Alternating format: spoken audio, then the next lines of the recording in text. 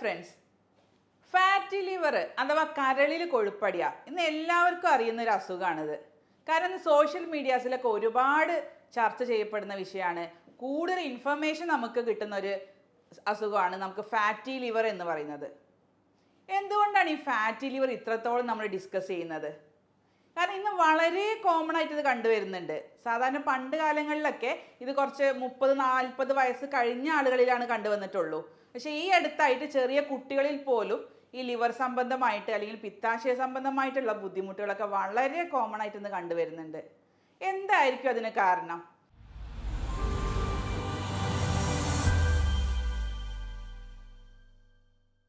നമുക്കറിയാം, നമ്മൾ പുറമേ നിന്നുള്ള ഫുഡുകളൊക്കെ തന്നെയാണ് കൂടുതലായിട്ട് ഉപയോഗിച്ച് വരുന്നത്. പക്ഷെ അതിന് പുറമെ നമ്മൾ വീട്ടിലുള്ള ഭക്ഷണങ്ങൾ കൊണ്ട് തന്നെ നമുക്ക് ഫാറ്റി ലിവർ വരാം. അതുകൊണ്ടാണ് ചെറിയ കുട്ടികൾക്കും ഇന്ന് കണ്ടുവരുന്നത്. മാത്രമല്ല, നമ്മൾ എന്തിനും ഏതിനും ഒരു കൂടുതലായിട്ട് മരുന്നുകളെ ആശ്രയിക്കുന്ന ഒരു കാലമാണ്. ഏത് ചെറിയ പനി വന്നാലും ഏത് ജലദോഷം വന്നാലും നമ്മൾ കൂടുതലായിട്ട് മരുന്നുകൾ കുറേ കാലത്തേക്ക് ഉപയോഗിച്ച് വരുന്നുണ്ട്. ഈ ഒരു ടെൻഡൻസി ഒക്കെ കാരണം കൊണ്ട് തന്നെയാണ് കുട്ടികളിലും അതുപോലെ തന്നെ മുതിർന്നവരിലും ഇന്ന് ഫാറ്റി ലിവർ എന്ന അസുഖം വളരെ കോമൺ ആയിട്ട് കണ്ടുവരുന്നത്. അപ്പോൾ ഈ ഒരു അസുഖത്തെക്കുറിച്ച് അല്ലെങ്കിൽ ഈ ഒരു കണ്ടീഷനെ കുറിച്ച് ഒരുപാട് സംശയങ്ങൾ നമ്മളെ രോഗികൾക്ക് അല്ലെങ്കിൽ ആളുകൾക്ക് ഉണ്ട്. അപ്പോൾ ഇത്തരത്തിലുള്ള അസുഖത്തെക്കുറിച്ച് ഒരു ക്ലിയർ പിക്ചർ തരാനാണ് ഞാൻ വന്നിട്ടുള്ളത്.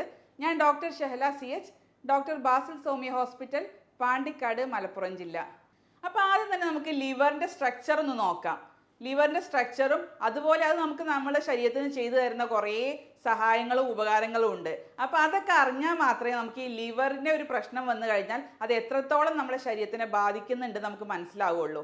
അപ്പോൾ നമുക്ക് ആദ്യം ലിവർ ഒന്ന് നോക്കി നോക്കാം. ഇതാണ് നമ്മുടെ കരള്, അതായത് ലിവർ എന്ന് പറയും. നമ്മുടെ ശരീരത്തിലെ ഏറ്റവും പ്രധാനപ്പെട്ട ഒരു ഗ്രന്ഥിയാണ് എന്ത്? ലിവർ. അപ്പോൾ ഒരു 1.5 കിലോ വെയിറ്റ് നമ്മുടെ ലിവറിനുണ്ട്. ആ ലിവറിൻ്റെ താഴോട്ടുള്ള ഭാഗമാണ് നമ്മുടെ പിത്തനാളികൾ, അതുപോലെ തന്നെ പിത്താശയം എന്ന് പറയും. ലിവറും പിത്താശയും ഒരുപോലെ കണക്ട് ചെയ്ത് കിടക്കുന്ന 2 അവയവങ്ങളാണ്. അപ്പോൾ ഈ പിത്താശയും ലിവറും കൂടെ കോർഡിനേറ്റ് ചെയ്തിട്ടാണ് നമ്മളെ ദഹന വ്യവസ്ഥയിലേക്ക് പിത്തരസം ഉൽപ്പാദിപ്പിക്കുന്നതും അതുപോലെ നമ്മളെ ഫാറ്റിൻ്റെ ഡൈജഷനെയൊക്കെ സഹായിക്കുന്നത് ഇത് രണ്ടിൻ്റെയും കോർഡിനേഷൻ കാരണമാണ്. അപ്പോൾ ഈ ഒരു കോർഡിനേഷൻ ഉണ്ടെങ്കിൽ മാത്രമേ നമുക്ക് കൊഴുപ്പിനെയൊക്കെ ദഹിപ്പിക്കാനും അതുവഴി ഒരു പ്രോപ്പറായിട്ടുള്ള ഡൈജഷൻ നടക്കാനും അത് സഹായിക്കുന്നുള്ളൂ. ഇനി നമുക്ക് ലിവർ എന്തൊക്കെ ഫങ്ഷൻസ് ആണ് ചെയ്യുന്നത് നോക്കാം. ലിവർ ഒരുപാട് നമുക്ക് സഹായങ്ങൾ ചെയ്യുന്നുണ്ട്. നമ്മൾ ഈ ഒരു നിലയിൽ നിൽക്കാനും നമുക്ക് സംസാരിക്കാനും ഒക്കെ എനർജി തരുന്നത് നമ്മുടെ ലിവറാണ്. ലിവറിന് ഒരുപാട് എനർജി പ്രൊഡ്യൂസിങ് കപ്പാസിറ്റി ഉണ്ട്. അത് എങ്ങനെയാണ് കിട്ടുന്നത്? ലിവറിന് കൂടുതലായിട്ട് നമ്മുടെ അന്നജത്തിൽ നിന്ന് അല്ലെങ്കിൽ പ്രോട്ടീൻസ് അല്ലെങ്കിൽ കൊഴുപ്പിനെയൊക്കെ വിഘടിപ്പിച്ച് അതിൻ്റെ മെറ്റബോളിസം കഴിഞ്ഞിട്ട് ഉണ്ടാകുന്ന എനർജിയാണ് നമുക്ക് ശരീരത്തിലേക്ക് പല ഭാഗത്തേക്ക് എത്തുന്നത്. അതുകൊണ്ട് ലിവറിന് ഒരു ചെറിയ കേടുപാട് പറ്റിക്കഴിഞ്ഞാൽ നമ്മൾ വീക്കാവും, നമുക്ക് ക്ഷീണം വരും, അത്തരത്തിലുള്ള ഒരുപാട് ബുദ്ധിമുട്ടുകൾ സ്റ്റാർട്ട് ചെയ്യാൻ തുടങ്ങും. അതുകൊണ്ട് തന്നെ ലിവറിൻ്റെ ഫങ്ഷൻസ് നമ്മൾ ഓരോരുത്തരും അറിഞ്ഞിരിക്കണം. ഏറ്റവും ഇമ്പോർട്ടൻ്റ് ആയിട്ടുള്ള ഒരു ഫങ്ഷൻ എന്ന് വെച്ചാൽ നമ്മൾ അന്നജത്തിനെ മെറ്റബോളൈസ് ചെയ്തിട്ട് അതിൽ നിന്ന് നമുക്ക് എനർജി പ്രൊവൈഡ് ചെയ്യുന്നത് ലിവറാണ്. അതുകൊണ്ട് തന്നെ നമ്മൾ കഴിക്കുന്ന ഏതൊരു അന്നജം അല്ലെങ്കിൽ അരിഭക്ഷണം കഴിച്ചാലും അതിനെ കൃത്യമായിട്ട് ഉപയോഗിച്ചിട്ട് ബാക്കി എനർജി ആയിട്ട് നമ്മുടെ ശരീരത്തിലേക്കും കോശങ്ങളിലേക്കും എത്തിക്കുന്നുണ്ട്. അതുപോലെ തന്നെ ഒരുപാട് പ്രോട്ടീൻസ് ഉൽപ്പാദിപ്പിക്കുന്നുണ്ട്. പിന്നെ നമ്മുടെ ശരീരത്തിലേക്ക് എത്തുന്ന ഒരുപാട് കൊഴുപ്പുണ്ട്. നമുക്ക് നോർമലി ശരീരത്തിൽ പ്രൊഡ്യൂസ് ചെയ്യുന്ന കൊഴുപ്പുണ്ട്, അതുപോലെ തന്നെ പുറമേ നിന്ന് നമ്മൾ ഭക്ഷണത്തിലൂടെ കിട്ടുന്ന കൊഴുപ്പുണ്ട്. ആ കൊഴുപ്പിനെയൊക്കെ നമ്മൾ ലിവറിലേക്ക് എത്തി ആ ലിവർ അതിനെ യൂട്ടിലൈസ് ചെയ്തിട്ട് അല്ലെങ്കിൽ ഉപയോഗപ്പെടുത്തിയിട്ട് അതിന് നല്ല വസ്തുക്കളായിട്ട് പുറമേക്ക് കളയുന്നത് നമ്മളെ ലിവറാണ്. അതുകൊണ്ട് തന്നെയാണ് നോർമൽ ഒരു കൊഴുപ്പുള്ള ഭക്ഷണം കഴിച്ചാലും നമുക്ക് കൂടുതലായിട്ട് ബുദ്ധിമുട്ടുകളൊന്നും വരാത്തത്.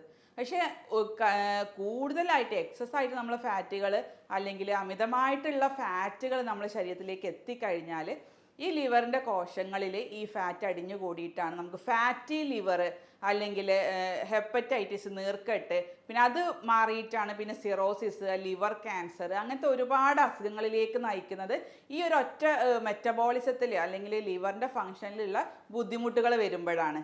അപ്പോൾ ഇതൊക്കെയാണ് മേജർ ലിവർ തരുന്ന നമുക്ക് വളരെ പ്രധാനപ്പെട്ട ഫങ്ഷൻസ്. ഇനി അതുപോലെ തന്നെ നമുക്ക് പല ഹോർമോണുകൾ മെറ്റബോളൈസ് ചെയ്യാനും ലിവർ ഹെൽപ്പ് ചെയ്യുന്നുണ്ട്. നമുക്കറിയാം, നമ്മുടെ സെക്സ് ഹോർമോൺസ്, സ്റ്റീറോയിഡ്സ് തുടങ്ങിയിട്ടുള്ള ഒരുപാട് ഹോർമോണുകളുടെയും മെറ്റബോളിസത്തിന് ഇത് സഹായിക്കുന്നുണ്ട്. അതുകൊണ്ട് തന്നെയാണ് പല ലൈംഗികപരമായിട്ടുള്ള പ്രശ്നങ്ങളും ഈ ലിവർ രോഗികൾക്ക് കണ്ടുവരുന്നത്. അതായത് അവർക്ക് സെക്സിനോടുള്ള താല്പര്യക്കുറവ്, അതുപോലെ തന്നെ കൗണ്ടിൻ്റെ കുറവ്, വന്ധ്യത, പിന്നെ സ്ത്രീകളിലാണെങ്കിൽ മെൻസ്ട്രൽ ഇറഗുലാരിറ്റീസ്, അതുപോലെ പുരുഷന്മാരിൽ അവർ ടെസ്റ്റിസിൻ്റെ ഒക്കെ വളർച്ചക്കുറവ്, ഇത്തരത്തിലുള്ള ഒരുപാട് ലൈംഗികപരമായിട്ടുള്ള പ്രശ്നങ്ങളും കണ്ടുവരുന്നുണ്ട്. അതിനൊക്കെ കാരണം നമ്മുടെ ലിവർ ഈ ഹോർമോണുകളെ കൃത്യമായിട്ട് അതിനെ ബാലൻസ് ചെയ്യിപ്പിക്കുന്നത് കൊണ്ടാണ്. അതുപോലെ തന്നെ നമുക്ക് വൈറ്റമിൻ്റെ മെറ്റബോളിസത്തിലും നമുക്ക് ലിവറിന് വലിയൊരു പങ്കുണ്ട്. നമ്മൾ കുറേ വൈറ്റമിൻസ് ആക്ടിവേറ്റഡ് ആവുന്നത് അല്ലെങ്കിൽ നമുക്ക് ശരീരത്തിന് ഉപകാരപ്രദമാവുന്നത് ഈ ലിവറിൽ എത്തുമ്പോഴാണ്. അതിന് ഉദാഹരണമാണ് നമ്മളെ ഏറ്റവും ശരീരത്തിന് ആവശ്യമായിട്ടുള്ള വൈറ്റമിൻ ഡി. വൈറ്റമിൻ ഡി നമ്മൾ ലിവറിൽ എത്തിക്കഴിഞ്ഞാൽ മാത്രമേ അവിടെ ആക്ടിവേഷൻ നടന്നിട്ട് നമ്മുടെ ശരീരത്തിലേക്ക് അത് എത്തുന്നുള്ളൂ. അതുപോലെ തന്നെ നമ്മൾ വൈറ്റമിൻ എ, വൈറ്റമിൻ B12, അതുപോലെ തന്നെ ഫോളിക് ആസിഡ് ഒക്കെ സ്റ്റോർ ചെയ്യുന്നത് നമ്മുടെ ലിവറിലാണ്. ഇത്തരത്തിലുള്ള ഒരുപാട് ഫങ്ഷൻസ് ചെയ്തതുകൊണ്ട് തന്നെ ലിവറിനൊരു ചെറിയ കേടുപാട് പറ്റിക്കഴിഞ്ഞാൽ നമുക്കത് ശരീരത്തിൻ്റെ മറ്റ് പല ഭാഗങ്ങളിലും അല്ലെങ്കിൽ ശരീരം മൊത്തമായിട്ട് അതിൻ്റെ മാനിഫെസ്റ്റേഷൻസ്, അതിൻ്റെ ബുദ്ധിമുട്ടുകൾ നമുക്ക് കണ്ടുവരാറുണ്ട്. ഇനി ലിവറിനൊരു ബുദ്ധിമുട്ട് വന്നു കഴിഞ്ഞാൽ അല്ലെങ്കിൽ ഒരു പ്രശ്നം വന്നു കഴിഞ്ഞാൽ നമുക്ക് എങ്ങനെ അത് മനസ്സിലാക്കാൻ നോക്കാം. സാധാരണ ലിവർ കംപ്ലയിൻസിൽ നമുക്ക് ആദ്യമായിട്ട് ഒരു ലിവർ കംപ്ലയിൻറ്റ് വരുമ്പോൾ നമുക്ക് പുറത്തേക്ക് പ്രശ്നങ്ങളായിട്ടൊന്നും ലിവർ കാണിക്കില്ല. കുറച്ച് അഡ്വാൻസ്ഡ് സ്റ്റേജ് ആയി കഴിഞ്ഞാൽ മാത്രമേ നമുക്ക് ലിവർ പുറത്തേക്ക് അതിൻ്റെ ബുദ്ധിമുട്ടുകൾ കാണിച്ചു വരുള്ളൂ. അപ്പോൾ നമുക്ക് ആദ്യം കണ്ടുവരുന്ന കുറച്ച് ലക്ഷണങ്ങൾ പറയാം. അതിന് തന്നെ നമ്മൾ പറഞ്ഞല്ലോ, ലിവർ കൂടുതലായിട്ട് നമുക്ക് എനർജി തരുന്ന ഒരു ഗ്രന്ഥിയാണ്. അതുകൊണ്ട് തന്നെ ലിവർ കംപ്ലൈൻ്റ് ആയി കഴിഞ്ഞാൽ നമുക്ക് ആദ്യം വരിക, നമുക്ക് ക്ഷീണം വരും, അതുപോലെ തളർച്ച വരും, ഒരു വിശപ്പില്ലാത്ത പോലെ, അല്ലെങ്കിൽ ഭക്ഷണം കണ്ടാലും ഭക്ഷണം കഴിക്കാൻ തോന്നാത്ത പോലെ, അങ്ങനത്തെ ഒരുപാട് ബുദ്ധിമുട്ടുകളാണ് സ്റ്റാർട്ടിങ് സ്റ്റേജിൽ നമുക്ക് കണ്ടുവരുന്നത്. ഇവരുടെ സ്കിന്ന് നോക്കിക്കഴിഞ്ഞാൽ സ്കിന്നിൽ പല ഭാഗത്തായിട്ട് നമുക്ക് വൈറ്റ് സ്പോട്സുകൾ കാണാം. അതുപോലെ തന്നെയാണ് രക്തത്തിൻ്റെ കട്ട പിടിച്ചിരിക്കുന്ന പോലത്തെ സ്പോട്സുകളായിട്ട് നമുക്ക് എരിത്തിമ എന്ന് പറയും. അവയൊക്കെ നമുക്ക് സ്ഥിരമായിട്ട് ലിവർ അല്ലെങ്കിൽ കരൾ സംബന്ധമായിട്ടുള്ള ബുദ്ധിമുട്ടുള്ളവരെ നമ്മൾ കണ്ടുവരുന്നുണ്ട്. അത് നമ്മൾ പൊക്കിളിന് ചുറ്റും വരാം, അല്ലെങ്കിൽ ശരീരത്തിൻ്റെ മറ്റു ഭാഗങ്ങളിലും ഒരു സ്പ്രെഡ് ചെയ്ത് കിടക്കുന്ന പോലെ രക്തത്തുള്ളികളായിട്ടൊക്കെ നമുക്ക് കണ്ടുവരുന്നുണ്ട്. അതുപോലെ തന്നെ ഇവരെ നഖം നോക്കിയാലും നമുക്ക് മനസ്സിലാവും. നഖത്തിൽ അധികം വൈറ്റ് കളറായിട്ടുള്ള നെയിൽസ് ആയിരിക്കും ഇവർക്ക് അധികമായിട്ട് ഉണ്ടാവുക. അതുപോലെ തന്നെ ഇവർ നഖം ഇങ്ങനെ പിടിച്ച് നോക്കിക്കഴിഞ്ഞാൽ രണ്ട് നെയിൽസിൻ്റെ ഇടയിലുള്ള സ്പേസ് അവർക്ക് കുറഞ്ഞിട്ടുണ്ടാകും. അതിന് ക്ലബിങ് എന്നൊക്കെയാണ് പറയാറുള്ളത്. ഇതൊക്കെയാണ് ഏർലി സ്റ്റേജിൽ നമ്മളെ കരൾ രോഗമുള്ളവരിൽ കൂടുതലായിട്ട് കണ്ടുവരുന്നത്. അതുപോലെ തന്നെ കൂടുതൽ എന്തെങ്കിലും നമ്മൾ ഈ പിത്തരസം പറഞ്ഞല്ലോ, പിത്തരസത്തിൽ എന്തെങ്കിലും ഒബ്സ്ട്രക്ഷൻ അല്ലെങ്കിൽ ഒരു ബ്ലോക്ക് ഉണ്ടായി കഴിഞ്ഞാൽ അവർക്ക് കൂടുതലായിട്ട് മഞ്ഞപ്പിത്തം വരാനുള്ള സാധ്യതയുണ്ട്. കൂടുതൽ കണ്ണിൻ്റെ മുകൾ ഭാഗത്ത് അല്ലെങ്കിൽ കയ്യിൽ, വായിലൊക്കെ നമുക്ക് മഞ്ഞ കളറ് കാണാൻ കഴിയും. അതിനെ നമുക്ക് മഞ്ഞപ്പിത്തം അല്ലെങ്കിൽ ജോണ്ടിസ് എന്നൊക്കെ പറയും. പിന്നെ അതുപോലെ തന്നെ നമുക്ക് കൂടുതൽ ഫാറ്റി ലിവർ ഉള്ള പേഷ്യൻസിലൊക്കെ അവർ പറയുന്നത് വയറിൻ്റെ ഭാഗത്ത് വേദന പറയും, പ്രത്യേകിച്ച് വലത് ഭാഗത്ത്. അതുപോലെ തന്നെ പിത്താശയ സംബന്ധമായിട്ടുള്ള കല്ലുള്ളവർക്കൊക്കെ വയറിൽ അതികഠിനമായിട്ടുള്ള വേദനയായിരിക്കും ഉണ്ടാവുക. പ്രത്യേകിച്ച് നമ്മൾ കൊഴുപ്പുള്ള ഭക്ഷണങ്ങളൊക്കെ കൂടുതൽ കഴിച്ചു കഴിഞ്ഞാൽ അവർക്ക് വയറിൻ്റെ ഭാഗത്ത് അതികഠിനമായിട്ടുള്ള വേദന ഉണ്ടാവും. അതിൻ്റെ കൂടെ ഓക്കാനം, ഛർദിൽ വരിക, അങ്ങനത്തെ കുറേ ബുദ്ധിമുട്ടുകൾ നമ്മൾ സ്ഥിരമായിട്ട് OP-കളിൽ കാണുന്നുണ്ട്. പ്രത്യേകിച്ച് ഈ അടുത്തായിട്ട് ചെറിയ കുട്ടികളിൽ, ഒരു 10-14 വയസ്സ് കഴിഞ്ഞ കുട്ടികളിലും ഈ ലിവർ സംബന്ധമായിട്ടും അതുപോലെ തന്നെ പിത്താശയ സംബന്ധമായിട്ടുള്ള ബുദ്ധിമുട്ടുകളൊക്കെ ഒരുപാട് ഇന്ന് കണ്ടുവരുന്നുണ്ട്. പിന്നെ ഇത്തരം രോഗികൾ കൂടുതലായിട്ട് കണ്ടുവരുന്ന ഒന്നാണ് നീർക്കെട്ട്, അല്ലെങ്കിൽ കാലുകളിൽ അല്ലെങ്കിൽ കൈകളിലൊക്കെ കൂടുതൽ നീര് വരിക. ഈ ഒരു ബുദ്ധിമുട്ട് പല രോഗികളിലും നമ്മളിന്ന് കണ്ടുവരുന്നുണ്ട്. അപ്പോൾ ഒരു കാലിലോ കയ്യിലൊക്കെ നീര് വന്നു കഴിഞ്ഞാൽ അത് പല കാരണങ്ങൾ കൊണ്ടാവാം. പിന്നെ നമ്മൾ കൂടുതലായിട്ട് ബ്ലഡ് ടെസ്റ്റ് ഒക്കെ ചെയ്യുമ്പോഴാണ് നമുക്ക് ലിവറിൻ്റെ ബുദ്ധിമുട്ടാണോ അല്ലെങ്കിൽ കിഡ്നിയുടെ ബുദ്ധിമുട്ടാണെന്നൊക്കെ അറിയാം. ഏറ്റവും പക്ഷേ കോമൺ ആയിട്ട് ഇന്ന് ലിവർ രോഗികളിൽ വയറിൻ്റെ ഭാഗത്ത് അല്ലെങ്കിൽ കൈയിൻ്റെ കാലിലൊക്കെ ഭാഗത്ത് നിന്ന് നീര് കണ്ടുവരുന്നുണ്ട്. കുറച്ച് സിറോസിസ് സ്റ്റേജിലൊക്കെ എത്തിയ രോഗികളിലാണെങ്കിൽ വയറിലൊക്കെ അധികമായിട്ട് നീര് വന്നിട്ട് ആ നീരൊക്കെ കുത്തിയെടുക്കേണ്ട അവസ്ഥ വരെ വന്ന് കാണാറുണ്ട്. ഇത്തരത്തിൽ നമുക്ക് പുറത്തേക്കുള്ള ലക്ഷണങ്ങൾ കാണിച്ചു തുടങ്ങിക്കഴിഞ്ഞാൽ നമ്മൾ ഉടനെ ഒരു ഡോക്ടറെ കണ്ടിട്ട് അത്യാവശ്യം ബ്ലഡ് ടെസ്റ്റുകളൊക്കെ നമുക്ക് ചെയ്യേണ്ടതുണ്ട്. ഈ ബ്ലഡ് ടെസ്റ്റുകൾ ചെയ്താൽ മാത്രമേ നമുക്ക് ലിവർ ഫങ്ഷൻസ് എത്രത്തോളം അത് കുറഞ്ഞിട്ടുണ്ട് അല്ലെങ്കിൽ എത്രത്തോളം ലിവർ ഡാമേജ് വന്നിട്ടുണ്ട് എന്നൊക്കെ അറിയണമെങ്കിൽ കൃത്യമായിട്ട് നമ്മൾ ബ്ലഡ് ടെസ്റ്റുകൾ ഫോളോ ചെയ്യണം. അതിൽ ഏറ്റവും പ്രധാനമായിട്ട് നമ്മൾ ഫസ്റ്റ് ചെയ്യിപ്പിക്കാറുള്ളത് ലിവർ ഫങ്ഷൻ ടെസ്റ്റാണ്. ലിവർ ഫങ്ഷൻ ടെസ്റ്റിൽ നമുക്കറിയാം ബിലിറൂബിൻ ചെക്ക് ചെയ്യും, SGOT, SGPT എൻസൈംസ് ഒന്നും എല്ലാവരും വളരെയധികം കേട്ടിട്ടുണ്ടാവും. സോഷ്യൽ മീഡിയാസിലൊക്കെ വളരെയധികം ഇന്ന് കൂടുതൽ ചർച്ച ചെയ്യുന്ന എൻസൈമുകളാണ് ഈ SGOT, SGPT എന്നൊക്കെ പറയുന്നത്. ഇപ്പോൾ ബിലിറൂബിൻ നമുക്ക് ആദ്യം നോക്കാം. ബിലിറൂബിൻ എന്ന് പറയുമ്പോൾ ഒരു പിഗ്മെൻ്റ് ആണ്, ലിവർ ഉൽപ്പാദിപ്പിക്കുന്ന ഒരു പിഗ്മെൻ്റ് ആണ്. ഇപ്പോൾ ഈ ലിവറിലോ അല്ലെങ്കിൽ നമ്മൾ ലിവറിൻ്റെ നാളികളിലൊക്കെ ഒരു ബ്ലോക്ക് വന്നു കഴിഞ്ഞാൽ അല്ലെങ്കിൽ പിത്തരസം കെട്ടിക്കിടന്നു കഴിഞ്ഞാൽ ഈ ബിലിറൂബിൻ്റെ അളവ് കൂടും. അപ്പോൾ നമുക്ക് കൂടുതലായിട്ട് മഞ്ഞ കളറ് ശരീരത്തിൻ്റെ പല ഭാഗങ്ങളിൽ വരുന്നതാണ് ഈ ജോണ്ടിസ് എന്നൊക്കെ പറയുന്നത്. അപ്പോൾ ആ ബിലിറൂബിൻ്റെ അളവ് കൂടുതലാണെങ്കിൽ അവിടെ എന്തെങ്കിലും ഒരു ബ്ലോക്കോ കാര്യങ്ങളോ ലിവറിൽ ഉണ്ടാവും.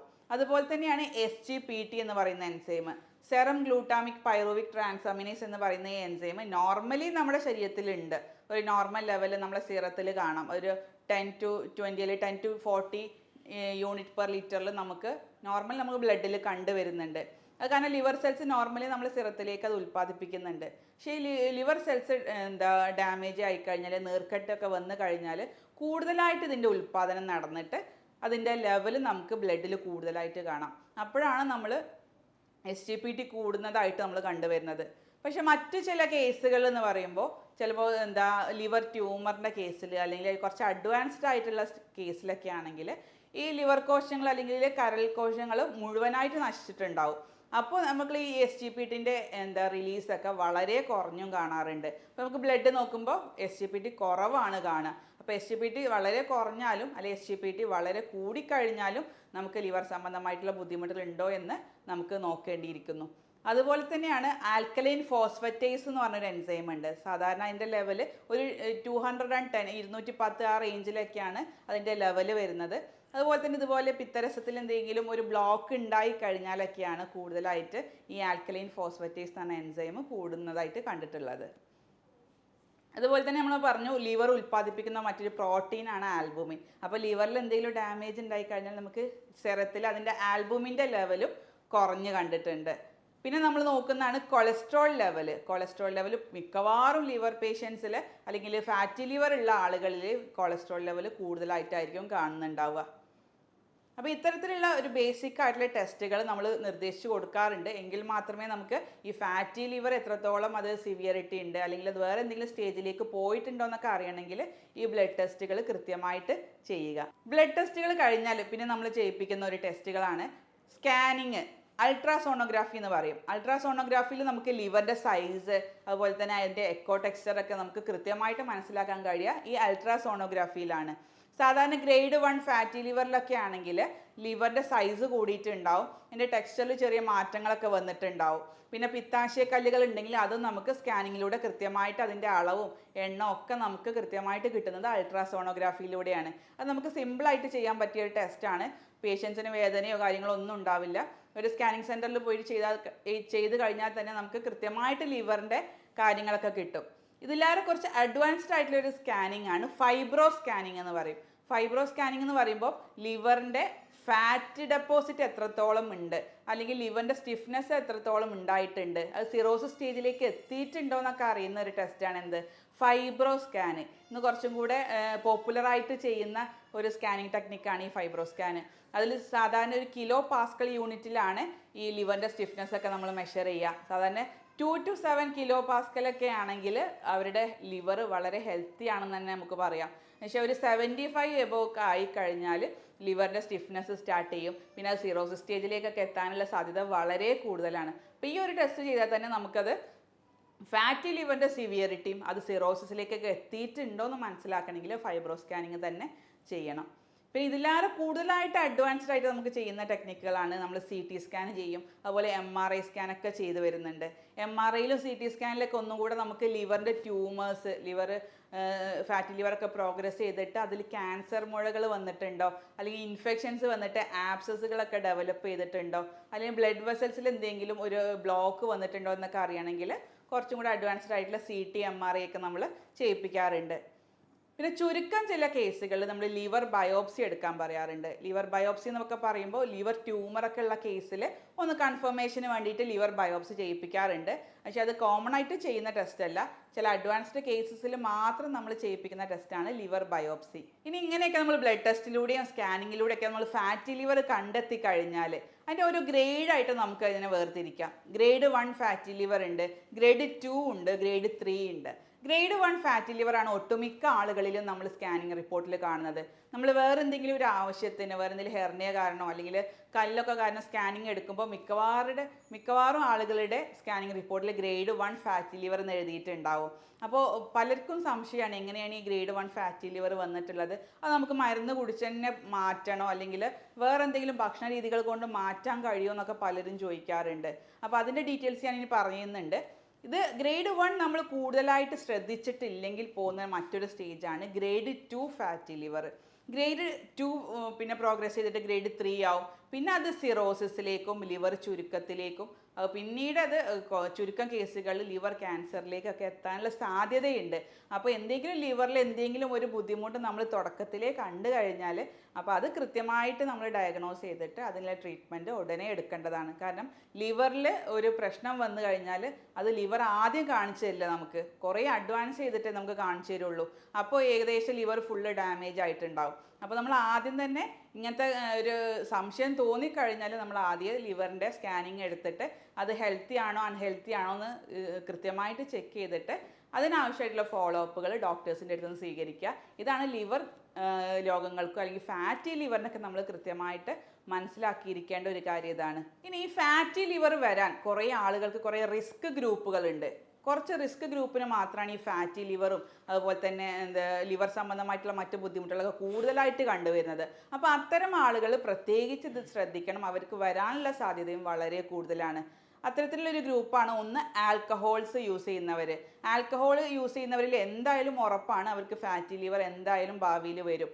അത് നമ്മൾ പണ്ട് മുതലേ അത് കേട്ട് വരുന്നൊരു കാര്യമാണ്, ആൽക്കഹോൾ ഉപയോഗിക്കുന്നവർക്ക് മാത്രമേ ഫാറ്റി ലിവർ വരുള്ളൂ എന്ന്. പക്ഷേ ഈ അടുത്ത് അങ്ങനെയല്ല, ആൽക്കഹോൾ ഉപയോഗിക്കാതെ വീട്ടിലിരിക്കുന്ന അമ്മമാരിൽ അല്ലെങ്കിൽ വീട്ടിലിരിക്കുന്ന കുട്ടികളിൽ ഇന്ന് ഫാറ്റി ലിവർ വരുന്നുണ്ട്. അതിൻ്റെ പ്രധാനപ്പെട്ട കാരണം എന്ന് വെച്ചാൽ അവർക്കുള്ള സെഡൻഡറി കുട്ടികളൊക്കെ ആണെങ്കിൽ മിക്കവാറും ഇന്ന് കുട്ടികൾ വീടിൻ്റെ അകത്ത് തന്നെ ഇരിക്കുന്ന കുട്ടികളാണ്. കൂടുതലും അവർക്ക് കളികളില്ല, എക്സസൈസുകളില്ല, അധികം ഒരു സെഡൻഡറി ഹാബിറ്റ്സ് ഉള്ള കുട്ടികളിലാണ് ഇന്ന് ഫാറ്റി ലിവർ കണ്ടുവരുന്നത്. പിന്നെ അവർ കഴിക്കുന്ന ഭക്ഷണം അതുപോലെ തന്നെയാണ്, അധികം കൊഴുപ്പുള്ള ഭക്ഷണങ്ങൾ, പിസ്സ ബർഗർ പോലത്തെയുള്ള കൂടുതൽ കൊഴുപ്പടങ്ങിയിട്ടുള്ള ഭക്ഷണങ്ങൾ അമിതമായിട്ട് കഴിക്കുന്നത് കൊണ്ടും ഇത്തരം കുട്ടികളിൽ കണ്ടുവരുന്നുണ്ട്. അതുപോലെ തന്നെ ഇപ്പോൾ ക്ലിനിക്കിൽ നമ്മൾ പ്രാക്ടീസ് ചെയ്യുമ്പോൾ കൂടുതൽ കണ്ടുവരുന്നതാണ് പിത്താശയ കല്ലുകളും ഇത്തരം കുട്ടികളിൽ കൂടുതൽ കണ്ടുവരുന്നുണ്ട്. എന്തെങ്കിലും കൊഴുപ്പുള്ള ഒരു ബിരിയാണി കഴിച്ചാലൊക്കെ കുട്ടികൾക്ക് പിറ്റേന്ന് രാവിലെ ഭയങ്കരമായിട്ട് വയറുവേദന വരിക, ഓക്കാനം വരിക, ഛർദി വരിക, ഇത്തരത്തിലുള്ള ബുദ്ധിമുട്ടുകളാണ് ഇപ്പോൾ നമ്മൾ കുട്ടികളിൽ കൂടുതലായിട്ട് കണ്ടുവരുന്നത്. അതുപോലെ തന്നെ തടി കൂടുതലുള്ള ആളുകളിൽ ഇത് വരാനുള്ള ചാൻസ് കൂടുതലാണ് ഫാറ്റി ലിവർ. അതുപോലെ തന്നെ നമ്മൾ പ്രഗ്നൻസി അല്ലെങ്കിൽ ഡെലിവറി കഴിഞ്ഞ സ്ത്രീകളിൽ അവർ ആ സമയത്താണ് കൂടുതൽ അരിയാഹാരം കഴിക്കുന്നുണ്ടാവും, ലേഹ്യം കഷായം പോലത്തെ കുറേ സാധനങ്ങൾ കഴിക്കുന്നത് കൊണ്ടാണ് അവർക്ക് കൂടുതലായിട്ട് ഫാറ്റി ലിവർ അത്തരം സ്ത്രീകളിൽ നിന്ന് കണ്ടുവരുന്നത്. പിന്നെ അതുപോലെ തന്നെ ഷുഗർ കൺട്രോൾ ചെയ്യാത്തവരിലും ഇത് കൂടുതലായിട്ട് ഫാറ്റി ലിവർ കണ്ടുവരുന്നുണ്ട്. പിന്നെ വേറൊരു റിസ്ക് ഗ്രൂപ്പ് എന്ന് പറയുന്നത് നമുക്ക് viral infections, hepatitis B, C ഒക്കെ എന്ന് വളരെ കോമൺ ആണ്. ഇത്തരത്തിൽ ലിവർ സംബന്ധമായിട്ടുള്ള എന്തെങ്കിലും ഇൻഫെക്ഷൻസ് ഉള്ളവരിലും ഫാറ്റി ലിവർ അത് ഉണ്ടാവാനുള്ള സാധ്യത വളരെ കൂടുതലാണ്.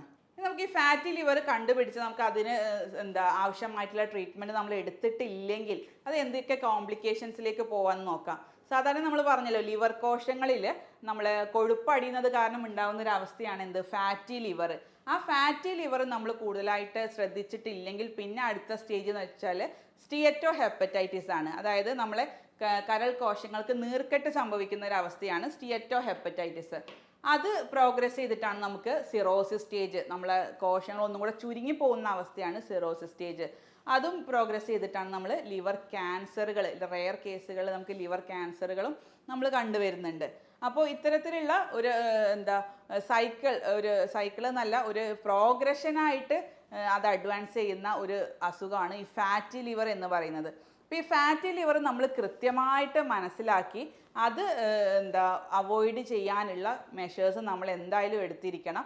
നമ്മൾ പുറമേന്ന് ഭക്ഷണം കഴിച്ചതുകൊണ്ട് മാത്രമല്ല ഈ ഫാറ്റി ലിവർ വരുന്നത്. അത് അങ്ങനെയാണെങ്കിൽ നമുക്ക് സ്ത്രീകൾക്കും കുട്ടികൾക്കൊന്നും കൂടുതൽ കണ്ടുവരില്ല. പക്ഷേ ഇപ്പോൾ ഈ അടുത്തായിട്ട് സ്ത്രീകളിലും കുട്ടികളിലും കൂടി വരാനുള്ള കാരണം നമ്മുടെ അടുക്കളയിലുള്ള കുറച്ച് ഭക്ഷണങ്ങൾ കഴിച്ചതുകൊണ്ട് തന്നെയാണ്. അപ്പോൾ അടുക്കളയിലുള്ള ഏതൊക്കെ ഭക്ഷണങ്ങൾ നമ്മൾ ഒഴിവാക്കണം, എന്തൊക്കെ ഭക്ഷണം നമ്മൾ ആഡ് ചെയ്യണം എന്നുള്ള കാര്യങ്ങളാണ് ഞാൻ ഇനി അടുത്തത് പറയാൻ ഉദ്ദേശിക്കുന്നത്. നമ്മൾ അടുക്കളയിൽ നിത്യേന ഉപയോഗിച്ച് വരുന്ന കുറച്ച് ഭക്ഷണ പദാർത്ഥങ്ങളുണ്ട്. അതിൽ ഏറ്റവും ഇമ്പോർട്ടൻ്റ് ആയിട്ട് നമ്മൾ അവോയ്ഡ് ചെയ്യേണ്ട ഒരു ഭക്ഷണമാണ് നമ്മൾ പഞ്ചസാര അഥവാ ഷുഗർ എന്ന് പറയുന്നത്. ഈ ഷുഗർ അല്ലെങ്കിൽ പഞ്ചസാര നമ്മൾ ദിവസേന ചായയിൽ കാപ്പിയിലൊക്കെ നമ്മൾ ഡെയിലി ഉപയോഗിച്ച് വരുന്നുണ്ട്. അപ്പോൾ അതിൻ്റെ ഉപയോഗം കൂടിക്കഴിഞ്ഞാൽ ഈ കൂടുതലായിട്ടുള്ള ഷുഗർ നമ്മൾ ലിവറിൽ പോയിട്ട് ഫാറ്റായിട്ടാണ് സ്റ്റോർ ചെയ്യുന്നത്. അങ്ങനെയാണ് നമ്മൾ ഈ ഷുഗർ കൂടുതലായിട്ട് ഉപയോഗിക്കുന്ന ആളുകളിൽ ഫാറ്റി ലിവർ വരുന്നത്. മാത്രമല്ല നമ്മൾ പഞ്ചസാരയ്ക്ക് ഒരു ഇൻഫ്ലമേറ്ററി പ്രോപ്പർട്ടിയും കൂടെ ഉണ്ട്. കരളിലൊക്കെ നീർക്കെട്ട് ഉണ്ടാക്കാനുള്ള ഒരു പ്രോപ്പർട്ടിയും കൂടെ ഉണ്ടായതുകൊണ്ട് നമ്മൾ ഫസ്റ്റ് ഓഫ് ഓൾ അവോയ്ഡ് ചെയ്യുന്നത്, ഏറ്റവും കൂടുതലായിട്ട് നമ്മൾ ഒഴിവാക്കേണ്ട ഒരു സാധനമാണ് പഞ്ചസാര. രണ്ടാമതായിട്ട് നമ്മൾ ഏറ്റവും കൂടുതൽ അടുക്കളയിൽ ഉപയോഗിക്കുന്ന ഒരു സാധനമാണ് നമ്മൾ ഉപ്പ്, സാൾട്ട് എന്ന് പറയും. ഈ ഉപ്പിനും ഇതുപോലെ തന്നെ അത് കൂടുതലായിട്ട് ഉപ്പ് നമ്മൾ എല്ലാ ഭക്ഷണ പദാർത്ഥങ്ങളിലും ഉപയോഗിച്ച് കഴിഞ്ഞാലും ഇതുപോലെ തന്നെ ഫാറ്റ് അക്യുമുലേറ്റ് ചെയ്യാനും അവിടെ നീർക്കെട്ട് ഉണ്ടാക്കാനൊക്കെ അത് വളരെയധികം കാരണമാകുന്നുണ്ട്.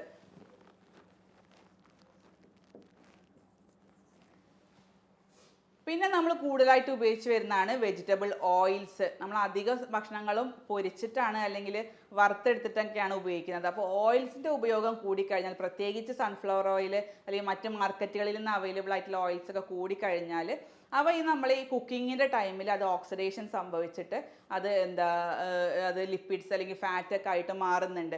അപ്പോൾ അത്തരത്തിലുള്ള ഓയിൽസിൻ്റെ ഉപയോഗം നിങ്ങൾ പരമാവധി കുറയ്ക്കുക. പിന്നെ കുട്ടികളിലാണെങ്കിൽ അവർക്ക് ഏറ്റവും ഇഷ്ടപ്പെട്ട ഒരു വിഭവമാണ് ഫ്രഞ്ച് ഫ്രൈസ്. അപ്പോൾ ആ ഫ്രഞ്ച് ഫ്രൈസ് നമ്മൾ പൊരിച്ചെടുക്കുന്നതാണ്. അതിൽ സാച്ചുറേറ്റഡ് ഫാറ്റ്സ് വളരെ കൂടുതലാണ്. ഈ സാച്ചുറേറ്റഡ് ഫാറ്റ്സും അല്ലെങ്കിൽ ട്രാൻസ് ഫാറ്റ് എന്നൊക്കെ പറയുന്ന ചീത്ത ഫാറ്റുകളാണ് നമ്മുടെ ലിവർ ഫാറ്റ് ഉണ്ടാക്കാനുള്ള ഏറ്റവും പ്രധാനപ്പെട്ട കാരണം. അപ്പോൾ കുട്ടികളിൽ പ്രത്യേകിച്ച് ഫ്രഞ്ച് ഫ്രൈസിൻ്റെ ഉപയോഗം പരമാവധി കുറയ്ക്കുക. അതുപോലെ തന്നെയാണ് നമ്മൾ ബേക്കറി ഐറ്റംസ് അല്ലെങ്കിൽ ക്യാനിൽ വാങ്ങിക്കുന്ന ഫുഡ് ഐറ്റംസ് ഒക്കെ അത് പരമാവധി കുട്ടികൾക്ക് വാങ്ങിച്ചു കൊടുക്കാതിരിക്കുക. പിന്നെ വീടുകളിൽ നമ്മൾ കോമൺ ആയിട്ട് യൂസ് ചെയ്യുന്ന ഒന്നാണ് ബീഫ്, മട്ടൻ പോലത്തെ റെഡ് മീറ്റ് ഐറ്റംസ്. ആ റെഡ് മീറ്റ് ഐറ്റംസ് നമ്മൾ പൂർണ്ണമായിട്ട് ഈ ഫാറ്റി ലിവർ ഉള്ള ആളുകൾ പൂർണ്ണമായിട്ടും ഒഴിവാക്കുന്നതാണ് നല്ലത്. പിന്നെ ആൽക്കഹോളൊക്കെ ഉപയോഗിക്കുന്ന ആളുകളിലാണെങ്കിൽ ആൽക്കഹോൾ, സ്മോക്കിംഗ് ഒക്കെ പൂർണ്ണമായിട്ടും ഒഴിവാക്കുക. പിന്നെ നമ്മൾ സ്ഥിരമായിട്ട് സ്ത്രീകളിൽ കണ്ടുവരുന്ന പ്രവണത എന്ന് വെച്ചാൽ ഏതൊരു അസുഖം വന്നാലും മിക്കവാറും അവിടെ ഇവിടെയൊക്കെ വേദന ഉണ്ടാവും സ്ത്രീകൾക്ക്. അപ്പോൾ ഒരു പെയിൻ കില്ലർ എടുത്ത് കഴിക്കും, അതുകൊണ്ട് കുറയും. പിന്നെ അടുത്തൊരു വേദന വന്നു കഴിഞ്ഞാൽ പെയിൻ കില്ലർ ഉപയോഗിക്കും. അങ്ങനെ സ്ഥിരമായിട്ടുള്ള പെയിൻ കില്ലേഴ്സിൻ്റെ യൂസ് ഇത്തരം സ്ത്രീകളിലും അല്ലെങ്കിൽ കുട്ടികളിലൊക്കെ ഈ ഫാറ്റി ലിവർ വരാനുള്ള ചാൻസ് കൂടുതലാണ്. കാരണം ഈ ഡ്രഗ്സ് ഒക്കെ നമ്മൾ ശരീരത്തിലേക്ക് എത്തിക്കുന്ന എല്ലാ ഡ്രഗ്സും പിന്നീട് ലാസ്റ്റ് എത്തുന്നത് നമ്മൾ ലിവറിലേക്കാണ്. ആ ലിവറിലെ ഡീടോക്സിഫിക്കേഷൻ നടന്നിട്ടില്ലെങ്കിൽ അവിടെ ലിവറിന് അത് ഇഞ്ചുറി വരുത്തുന്നുണ്ട്, നീർക്കെട്ട് വരുത്തുന്നുണ്ട്. പിന്നീട് അത് ഫാറ്റി ലിവറിലേക്കൊക്കെ മാറുന്നുണ്ട്. പിന്നെ കുട്ടികളിൽ നമ്മൾ അധികം കൂടുതൽ ടോക്സിക് സബ്സ്റ്റൻസസ് എത്തുന്നതെന്ന് വെച്ചാൽ അധികം അവരെ ടോയ്സിലൂടെ ടോക്സിക് ആയിട്ടുള്ള സാധനങ്ങൾ അവരെ വായിലെത്തുന്നുണ്ട്. ലെഡ്, മെർക്കുറി പോലത്തെ ഹെവി മെറ്റൽസ് എത്തുന്നുണ്ട്. അതുപോലെ തന്നെ പെൺകുട്ടികളാണെങ്കിൽ കൂടുതൽ അവർ യൂസ് ചെയ്യുന്ന മേക്കപ്പ് സാധനങ്ങളിലൊക്കെ ഇന്ന് വളരെയധികം ഹെവി മെറ്റൽസ് അടങ്ങിയിട്ടുണ്ട്. അതൊക്കെ കൂടുതലായിട്ട് ഉപയോഗിച്ച് കഴിഞ്ഞാൽ കുട്ടികളിൽ അവർക്ക് പെട്ടെന്ന് തന്നെ ഫാറ്റി ലിവർ വരാനും കരൾ സംബന്ധമായിട്ടുള്ള മറ്റ് ബുദ്ധിമുട്ടുകൾ വരാനുള്ള സാധ്യതകളുണ്ട്. അപ്പോൾ ഇത്രയൊക്കെ കാര്യങ്ങൾ നമ്മൾ ഡെയിലി ഉപയോഗിച്ച് വരുന്ന സാധനങ്ങളാണ്. മിക്കവാറും എല്ലാവരുടെ അടുക്കളയിലും കിച്ചണിലും അതുപോലെ തന്നെ ഡെയിലി ആക്ടിവിറ്റീസിലും നമ്മൾ ഉപയോഗിക്കുന്ന സാധനങ്ങളുണ്ട്. ഇവ പൂർണ്ണമായിട്ടും ഒഴിവാക്കുക. അപ്പോൾ ഒഴിവാക്കി കഴിഞ്ഞാൽ മാത്രമേ നമുക്ക് ലിവറിനെ ഒരു ഹെൽത്തി ആയിട്ട് കൊണ്ടുപോകാൻ കഴിയുള്ളൂ. അതുപോലെ തന്നെ നമുക്ക് എന്തൊക്കെ ഭക്ഷണങ്ങൾ ഇനി ആഡ് ചെയ്യാൻ നോക്കാം. അതിൽ ഏറ്റവും പ്രധാനപ്പെട്ടതെന്ന് വെച്ചാൽ നമ്മൾ ഫ്രൂട്ട്സും വെജിറ്റബിൾസും തന്നെയാണ്. നാരുകൾ അടങ്ങിയിട്ടുള്ള ഫ്രൂട്ട്സും വെജിറ്റബിൾസും ധാരാളം നമ്മളെ ഭക്ഷണത്തിൽ ഉൾപ്പെടുത്തുക. അതിൽ വെജിറ്റബിൾസിൽ, അത് പച്ചക്കറികളിൽ നമ്മൾ ക്രൂസിഫറസ് ഫാമിലിയിൽ പെടുന്ന വെജിറ്റബിൾസ്, അതായത് ക്യാബേജ്, കോളിഫ്ലവർ ഒക്കെയാണ് നമ്മൾ കൂടുതലായിട്ട് ഉൾപ്പെടുത്തേണ്ടത്. കാരണം അതിലൊക്കെ ഗ്ലൂട്ടാത്തയോണിൻ്റെ അളവ് കൂടുതലുണ്ട്. ഒരു പവർഫുൾ ആയിട്ടുള്ള ഒരു ആൻറ്റി ഓക്സിഡൻറ്റും കൂടിയാണത്. അത് നമ്മളെ ലിവറിനെ ഡീടോക്സിഫൈ ചെയ്യാനും ഫാറ്റി ലിവറിനൊക്കെ മറികടക്കാനൊക്കെ അത് വളരെയധികം സഹായിക്കുന്നുണ്ട്. വെള്ളം നല്ലപോലെ കുടിക്കുക. ഒരു 2.5-3 ലിറ്റർ വെള്ളം ധാരാളം കുടിക്കുക കേട്ടോ. പിന്നെ അതുപോലെ തന്നെ നമുക്ക് ഭക്ഷണത്തിൽ ഉൾപ്പെടുത്താൻ പറ്റുന്ന ഒരു സ്പൈസാണ് നമുക്ക് മഞ്ഞൾ. മഞ്ഞൾ എന്ന് വെച്ചാൽ ഭയങ്കര antioxidant property, anti inflammatory property ഉള്ളത് കൊണ്ട് തന്നെ മഞ്ഞൾ ഈ ലിവറിനെ സംരക്ഷിക്കാൻ അത് സഹായിക്കുന്നുണ്ട്. അതുപോലെ തന്നെ നാരങ്ങ, ചെറുനാരങ്ങയിൽ ഒരുപാട് ആൻറ്റി ഓക്സിഡൻറ്റ് പ്രോപ്പർട്ടി ഉണ്ടായത് കാരണം ചെറുനാരങ്ങയും ഇത്തരം അസുഖങ്ങൾക്ക് വളരെ ഉപകാരപ്രദമാണ്. നമുക്ക് രാവിലെ വെറും വയറ്റിൽ കഴിക്കാൻ പറ്റുന്ന ഒരു സൂപ്പർ ഒരു ഡ്രിങ്ക് പറയാം. രാവിലെ ഒരു ഗ്ലാസ് ഇളം ചൂടുവെള്ളം എടുത്തിട്ട് അതിലൊരു ടേബിൾ സ്പൂൺ ആപ്പിൾ സിഡർ വിനേഗറും അതുപോലെ തന്നെ നാരങ്ങമുറിയുടെ നീരും കൂടെ ആഡ് ചെയ്തിട്ട് നമ്മൾ വെറും വയറ്റിൽ കഴിക്കുകയാണെങ്കിൽ നമ്മുടെ ദഹനം ശരിയായിട്ട് നടക്കാൻ നമ്മളെ ബോഡി അത് പ്രിപ്പയർ ചെയ്യുന്നുണ്ട്. അതുപോലെ തന്നെ നമുക്ക് പെട്ടെന്ന് വിശപ്പടക്കാനൊക്കെ അത് വളരെയധികം അത് സഹായിക്കുന്നുണ്ട്. ഇത്തരം ഫാറ്റി ലിവർ ഉള്ള ആളുകൾ കൃത്യമായിട്ട് ഈ ഒരു ഡ്രിങ്ക് കുടിക്കുക. അത് നിങ്ങൾക്ക് നല്ലൊരു റിസൾട്ട് തന്നെ അത് തരുന്നതായിരിക്കും. ഇതുപോലെ തന്നെ നമ്മൾ കൂടുതലായിട്ട് ഫൈബർ, നാരുകൾ അടങ്ങിയിട്ടുള്ള വെജിറ്റബിൾസും ഫ്രൂട്ട്സും സാലഡ് ആക്കിയിട്ടൊക്കെ നിങ്ങൾ കഴിക്കുക. പിന്നീട് നമുക്ക് കൂടുതലായിട്ട് ഭക്ഷണത്തിൽ ഉൾപ്പെടുത്താൻ പറ്റുന്നതാണ് ഒമേഗ-3 ഫാറ്റി ആസിഡ്സ് അടങ്ങിയിട്ടുള്ള നമ്മൾ അയല, മത്തി, ട്യൂണ ഇത്തരത്തിലുള്ള മീനുകളൊക്കെ കൂടുതലായിട്ട് നമ്മൾ അരി ഭക്ഷണത്തിൻ്റെ കൂടെ ഉൾപ്പെടുത്തുക. പിന്നെ മാത്രമല്ല നമ്മളെ ബെറീസ്, സ്ട്രോബെറി അല്ലെങ്കിൽ ബ്ലൂബെറി തുടങ്ങിയിട്ടുള്ള ബെറീസും ഇത്തരത്തിലുള്ള ലിവർ രോഗങ്ങളുള്ളവർക്ക് വളരെയധികം നല്ലതാണ്. നമ്മൾ വീട്ടിൽ തയ്യാറാക്കിയിട്ടുള്ള വെളിച്ചെണ്ണ നമുക്ക് കുറച്ച് എമൗണ്ടിൽ നമുക്ക് ഡെയിലി ഭക്ഷണത്തിൽ ഉൾപ്പെടുത്താം. അത് നല്ലതാണ്. മറ്റ് സൺഫ്ലവർ ഓയിലുകളും മറ്റ് മാർക്കറ്റുകളിൽ കിട്ടുന്ന മറ്റ് ഓയിലുകളും പൂർണ്ണമായിട്ടും ഒഴിവാക്കുക. അതുപോലെ തന്നെ നമ്മൾ ഒമേഗ 3 ഫാറ്റി ആസിഡ്സ് അടങ്ങിയിട്ടുള്ള നമ്മൾ അയല, മത്തി, ട്യൂണ ഫിഷ് തുടങ്ങിയിട്ടുള്ള മീനുകളും നമ്മൾ കൂടുതലായിട്ട് ഉൾപ്പെടുത്താൻ ശ്രദ്ധിക്കുക. പിന്നെ ബെറീസ് അല്ലെങ്കിൽ ഒലീവ് ഓയിലൊക്കെ ഇത്തരം കരൾ രോഗങ്ങളുള്ളവർക്ക് വളരെയധികം നല്ലതാണ്. ചെറിയുള്ളി, അതുപോലെ തന്നെ വെളുത്തുള്ളി, സൾഫർ കണ്ടന്റ് കൂടുതലുള്ള ഉള്ളികളാണിത്. ഇവ കൂടുതൽ പവർഫുൾ ആൻറ്റി ഓക്സിഡൻറ്റ് പ്രോപ്പർട്ടീസ് ഉള്ളത് കൊണ്ട് തന്നെ നമ്മുടെ ലിവറിൻ്റെ നീർക്കെട്ടിനെയൊക്കെ അത് മാറ്റാൻ അത് വളരെയധികം സഹായിക്കുന്നുണ്ട്. പിന്നെ നാരങ്ങ നമ്മൾ പറഞ്ഞ പോലെ, ഡ്രിങ്കിൽ പറഞ്ഞ പോലെ തന്നെ ഡെയിലി ഒരു നാരങ്ങ ഉപയോഗിക്കുന്നതും ഈ ലിവർ രോഗങ്ങൾക്ക് വളരെയധികം സഹായിക്കുന്നുണ്ട്. അപ്പോൾ ഈ ഒരു കാര്യങ്ങൾ നിങ്ങൾ ഫോളോ ചെയ്യുകയാണെങ്കിൽ തന്നെ, കൃത്യമായിട്ട് അത് ഫോളോ ചെയ്യുകയാണെങ്കിൽ നമുക്ക് ഫാറ്റി ലിവർ ഗ്രേഡ് 1 ഒക്കെ നമുക്ക് പൂർണ്ണമായിട്ടും നോർമൽ സ്റ്റേറ്റിലേക്ക് നമുക്ക് കൊണ്ടുവരാൻ സാധിക്കും. പിന്നെ പരമാവധി എക്സസൈസ് ചെയ്യുക. ഒരു അരമണിക്കൂർ 1 മണിക്കൂർ എക്സസൈസ് ഡെയിലി നിങ്ങൾ ചെയ്യുക. പിന്നെ ഓവർ വെയ്റ്റ് ഉള്ള ആളുകളാണെങ്കിൽ അവരുടെ വെയ്റ്റിൻ്റെ ഒരു 10% നിങ്ങൾ കുറക്കാൻ ശ്രദ്ധിക്കുക. ഒരു 80 കിലോ വെയിറ്റ് ഉള്ള ആളാണെങ്കിൽ ഒരു 8 കിലോ നിങ്ങൾ കുറച്ച് കൊണ്ടുവരിക. അപ്പോൾ തന്നെ നമുക്ക് ലിവറിൻ്റെ ഒരുപാട് ഫാറ്റി കണ്ടൻറ്റൊക്കെ അതിൽ നിന്ന് പോകുന്നതാണ്. ഇത്തരത്തിലുള്ള കാര്യങ്ങൾ, ഞാൻ ഈ പറയുന്ന കാര്യങ്ങൾ കൃത്യമായിട്ട് നിങ്ങൾ ഫോളോ ചെയ്തിട്ടുണ്ടെങ്കിൽ ഉറപ്പായിട്ടും നിങ്ങൾക്ക് ഫാറ്റി ലിവർ വിത്തിൻ ഒരു മന്ത്സിൻ്റെ ഉള്ളിൽ തന്നെ, ഒരു മാസങ്ങൾക്കുള്ളിൽ തന്നെ നിങ്ങൾക്ക് അത് നോർമൽ സ്റ്റേജിലേക്ക് എത്തും.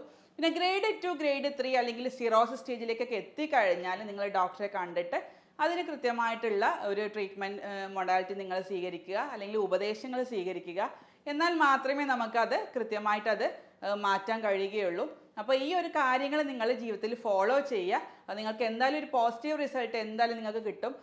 അത് നിങ്ങൾക്ക് കിട്ടിയിട്ടുണ്ടെങ്കിൽ, പോസിറ്റീവ് റിസൾട്ട് കിട്ടുമ്പോൾ നിങ്ങൾക്ക് അതിൻ്റെ വിലയേറിയിട്ടുള്ള അഭിപ്രായങ്ങളൊക്കെ നിങ്ങൾക്ക് കമൻ്റായിട്ടും കൂടെ രേഖപ്പെടുത്താം. അപ്പോൾ ഇത്രയും പറഞ്ഞുകൊണ്ട് ഞാൻ നിർത്തുന്നു. സ്നേഹത്തോടെ, doctor Shahala CH, doctor Basil Soumya hospital, Pandikkad.